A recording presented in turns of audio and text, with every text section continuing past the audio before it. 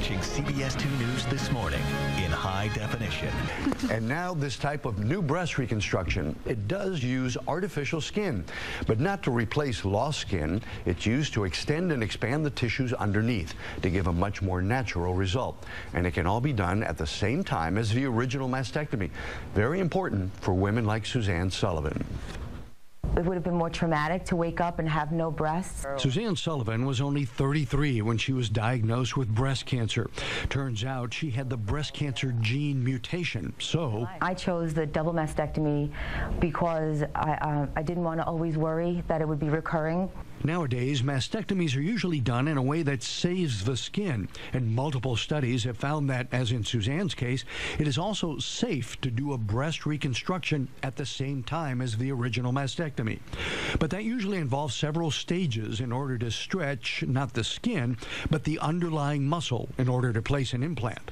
If we could find something that extends that muscle, that replaces missing tissue, allowing us to really utilize that skin at the time of the mastectomy, well, that would be a great opportunity. And now there is just such a thing. It's called AlloDerm. It's actually a kind of artificial skin made from donated human skin that's been specially treated to remove the cells.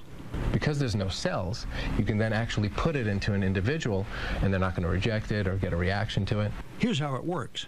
At the time of mastectomy, the surgeon forms a pocket for the implant under the pectoral muscle. The implant is inserted, and then the AlloDerm is used to form a kind of hammock under the implant. Over time, the patient's own cells and blood vessels grow into it, making it part of her body. It allows us to better support the implant, to create a more natural crease, allows us to get more projection or more volume. I'm very pleased with the results. It's amazing. I virtually have no scars, and they look fantastic.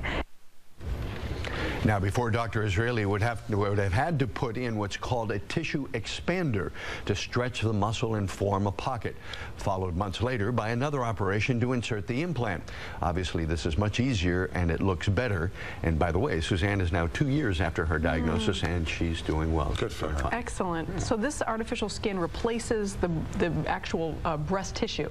It actually forms, it's sort of an extender for the breast tissue. It does not cover skin on the outside. All of the skin in these new techniques in a mastectomy are left behind. So there's enough skin there to form the new breast, but the pocket where the implant goes underneath the muscle, and there's not enough space underneath there.